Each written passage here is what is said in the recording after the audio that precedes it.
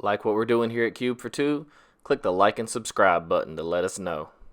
Also, Cube4two is now a TCG Player affiliate.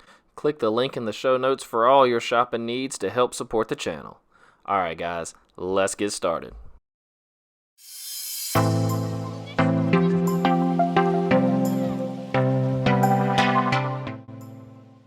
What's good, Cubers? It's your boy Matt, and do I have something special cooked up for you today. With the year coming to a close and we've had so many fantastic Cube cards, it's just been a great year for the Cube community, so many amazing people, so many amazing cards, and so I've decided to reach out to other members of the Cube community and see what their 2019 Cube All-Star card is. Now, before I get started, I do want to mention that if I overlooked you, I'm incredibly sorry. It was certainly not intentional. Please reach out so I don't do it in the future. I emailed, DM'd, tweeted at, contacted as many people as I can think of, and then I asked some other content creators to give me some more names, and so if I missed you, it was not intentional. Hit me on Twitter at Cube4two or email me cubefortwo@gmail.com so I don't miss you in the future. Again, not intentional. Our community is amazing and I would love to have your involvement next time. But now, onward.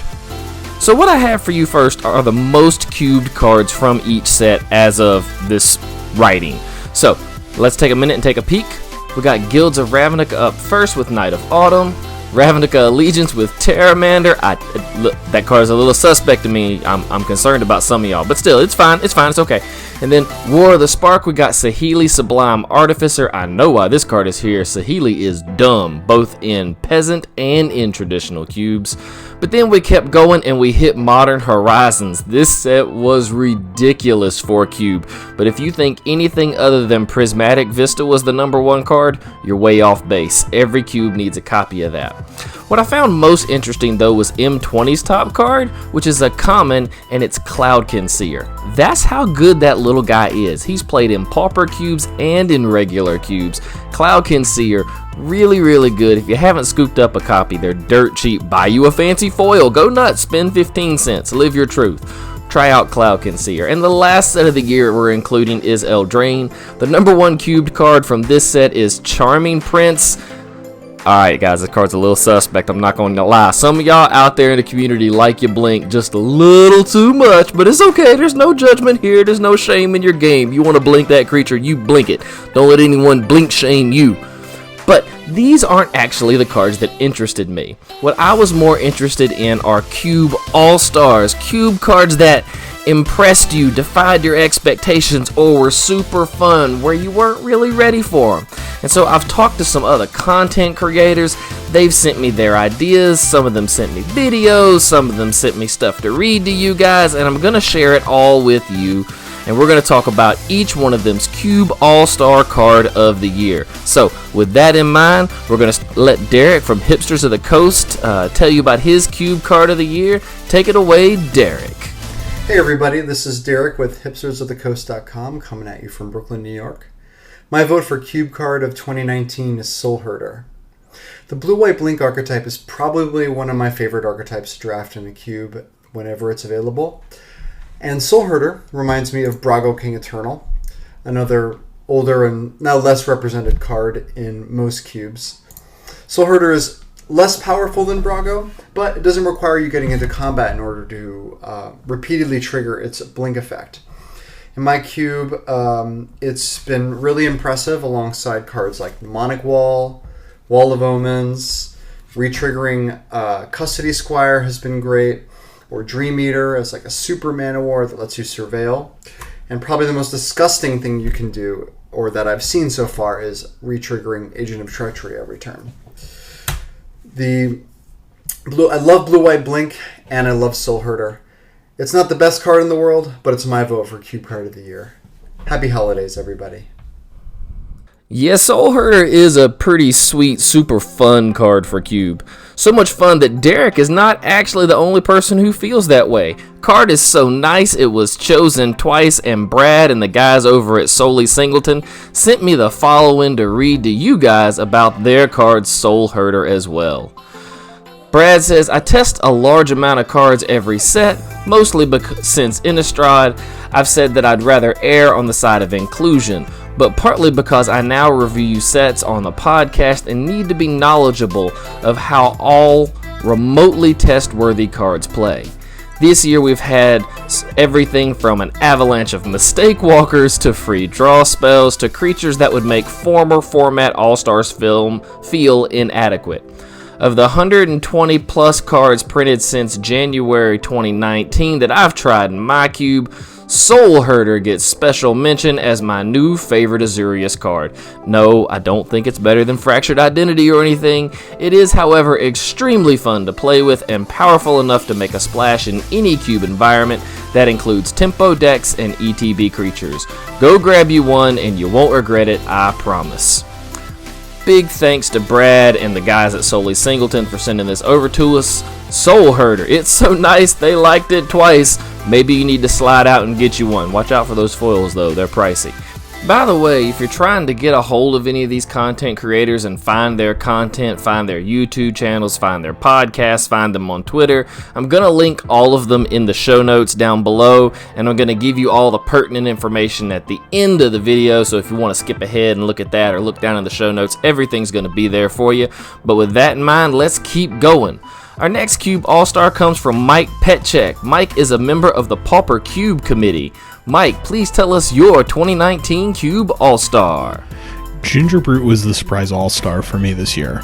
It hits a lot of things that we've been led to believe aren't always great and limited. It's a 1/1 for 1 with upside. It has life gain printed on it, but it truly is greater than the sum of these parts. It's proven playable not only in its own limited format, but has found a home for itself in cubes carrying, Bone Splitters, Rancors, really anything it can get its hands on to help cross the finish line. So I've been pleasantly surprised. What appeared to at first be a bit of a gag card turned out to be just a really solid role player in aggro decks, and I'm really looking forward to seeing if this sort of small efficient beater can show up again in upcoming sets. That is a spicy meatball. Gingerbrute is such an underrated card. Don't let the fact that Mike is on a Pauper Cube committee fool you. Gingerbrute can make it in a traditional cube well and is great as an aggro card that fits multiple color aggro decks and lets you maybe go down on your 1-drops just a hair because you're playing colorless 1-drops in their place. Next up is one of my favorite content creators. The fact that this channel even exists is because I once mentioned to him that I was thinking about starting a channel, and he said, "Don't think about it, man, do it." So please let me introduce John from Cultic Cube, the YouTube channel, with his 2019 Cube All-Star. Take it away, John. Cultic Cube here. Thanks so much for having me, Matt. Goblin Crater Maker is a rather unassuming little fellow with a cavalier attitude towards explosives. This goblin is more important than he might first appear, though. Crater Maker is the love child of Ember Hauler and Torch Fiend, who have rather different abilities and applications. Crater Maker does his forebears one better, though, by potentially blowing up Eldrazi. The broad and diverse abilities of Crater Maker make him the vanguard of a new impulse in WotC's card design. The Magic Arena online client promotes a best-of-one match format, which dispenses with sideboards. This change compels wizards to create main-deckable cards that have niche effects tacked onto them. This design model is a blessing for cube curators, as it allows us to forego certain narrow, conditional cards that often languish in sideboards, and we may instead prefer these newer, more flexible cards. A great many cards have already followed in Goblin Crater Maker's footsteps. I look forward to a future that continues this trend, even if some of the cards that it spawns appear ungainly or unflavorful. Goblin Crater Maker is such a good card, and so many modes. Modal cards are so strong for a cube. They really let your decks become a lot more flexible. But let's keep going. Let's talk to another fantastic YouTube channel content creator, since we're on the subject anyway. If you haven't seen the Quad Nines Cube YouTube channel, go check out my boy Drew over at Quad Nines. Drew, what is your Cube All-Star of 2019? Hey everybody, Quad Nines here, and when Matt asked me to come on and talk about my favorite cube card from this year, I thought about some that were taking over other formats like Oko or maybe Urza. But then I thought, well, what was my favorite card that I really wanted to cast and people have a lot of fun with? And the only one that came to mind was Deep Forest Hermit. Deep Forest Hermit is a new take on Deranged Hermit, or also the Thelonite Hermit. It makes squirrels, and who doesn't like having a bunch of squirrels run around? It's good because you can't get 1-for-1 with removal. You still get the extra bodies around. You don't have to make that choice of do I pay Echo or not, like on Deranged Hermit, which generally you don't. But still, it's just pretty good with the Vanishing 3. You wind up getting attacked with the creatures a couple times before the Hermit goes away. If you have it in an archetype like Blink, or just, I don't know, maybe you follow it up with the Craterhoof Behemoth. You don't have any more game after that. So, I'd like to thank Matt for asking me about the question, and I'm looking forward to hearing everybody else's responses. Thanks. Drew actually isn't the only one who likes the Deep Forest Hermit. My man Thomas, who runs the Cube Invitational, is a fan too. In fact, Thomas penned the following love letter to his favorite green 5-drop. Someone hit the music. Dear Deep Forest Hermit, I'll be honest, it was love at first sight. I've spent so many nights with your deranged hermit uncle, abusing chance like recurrent nightmare and opposition, or even calling upon the god Perforos. Seeing you for the first time was me realizing I got something I didn't even know I needed or wanted. I love the way you flood the board. Love how you vanish handily but not too soon. I love your red eyes, your green hair, and your leaf attire. My heart skips a beat when I see you. I will always draft you early and often. Love, Thomas. Whew, okay, I'm sorry, it's hot in here. I don't know where that came. Y'all don't leave Thomas alone with his cube, alright? Boy's got a lot of feelings. But still, Deep Forest Hermit is a really awesome, really cool cube card. It has pushed out our old friend Deranged Hermit, but a solid inclusion and a lot of fun from Modern Horizons. Our next Cube All-Star comes from Twitter's meme master, and I don't use that term lightly. My friend Zolthux sent us his Cube All-Star for the year. Enter the God Eternals. Zolthux says, the card I'm choosing to feature is Enter the God Eternals. The Dimir color pair in Cube is usually slanted towards control by combining black and blue's card advantage with spot removal, sweepers, and counter magic. One glaring weakness I have noticed is how poorly this color combo manages its life total. Many of its premier cards, Deluge, Night's Whispers, Snuff Out, cost life to use, and my cube's mana base is made up of double shock lands. As such, blue-black control decks can take a lot of damage before stabilizing against more aggressive colors. That is where this card shines. It kills a creature, gains me 4 life to help stabilize, and puts a 4/4 body on the board to block and eventually attack with. I've been testing it since my M20 update and have been nothing short of impressed by how well the card has performed every time it has been cast. It very well may be my favorite Dimir card due to how impactful it is for turning the game around. Big thanks to Zolthux for his card of the year. Enter the God Eternals is pretty solid. I've playtested it myself. It's not bad. And if you're not following Zolthux on Twitter, you need to be, so that you can wake up to little gems like this every morning and just put that cube smile on your face before you get out of bed and start the day. Big shout out to you, Zolthux. Thank you for your cube card of the year. Well, I guess that makes it my turn. Dad, what are you doing? I'm picking out the best cube card from 2019. That's easy. It's Niv. Niv isn't even that good. Niv. But there's a lot of other good cards. Niv.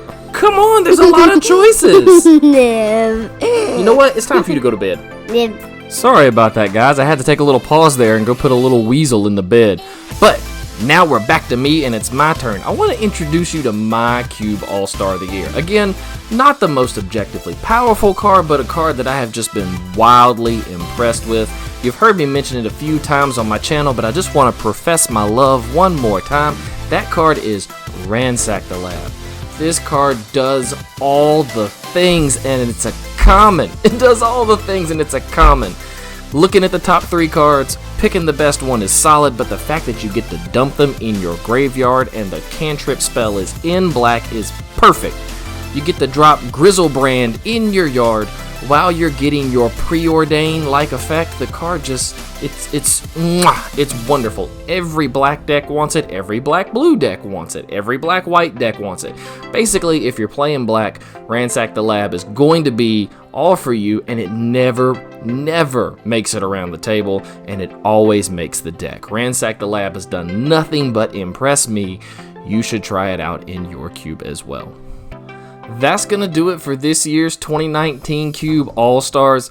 Big thanks to everyone who contributed, and big thank you to everyone who I reached out to and was just too busy and couldn't quite squeeze it into their schedules. I still appreciate you. I love our community. I love our ability to share ideas and interact with each other. It makes all our cubes better. So, big shout out to Derek at Hipsters of the Coast, that's his Twitter. Big shout out to the guys at Solely Singleton. You can find their podcast on all the major podcast apps. You can find them on Twitter right there. Mike Petschek and the Pauper Cube. Guys, check out the Pauper Cube. I have a copy of myself. I've had it for a while. I really love the gameplay that comes from playing the Pauper Cube. Don't sleep on that. It's a super cheap budget cube, which means you can take it anywhere and the gameplay is still really strong. Shout out to John at Cultic Cube. Shout out to Quad Nines. Love both your YouTube channels. Big shout to Thomas and the Cube Invitational. Love talking to Thomas. Zolthux, you are the meme master and the community's better for you. And shout out to, oh wait, that last one's me. Yeah, shout out to myself. And a big shout out to you guys. My channel's been around for less than a year and I've got over 500 subscribers. I started this thing as just something for me to do for myself, and I'm just really humbled by the fact that you guys would even listen to me ramble. So big thank you to each and every one of you. I'm probably going to take a little time off during the holidays. You might not hear from me again until January. I want to spend some time with my family and that little kid that you were just listening to, and my other little kid who's already upstairs asleep. And anyway, I appreciate you guys. I might make you a bonus video. I'm working on a little something. We'll see. But if you don't hear from me until January, don't freak out. Okay? All of that other stuff aside, the holidays are coming. Spend time with the people you love. And as always, shuffle up and keep cubing, my friends.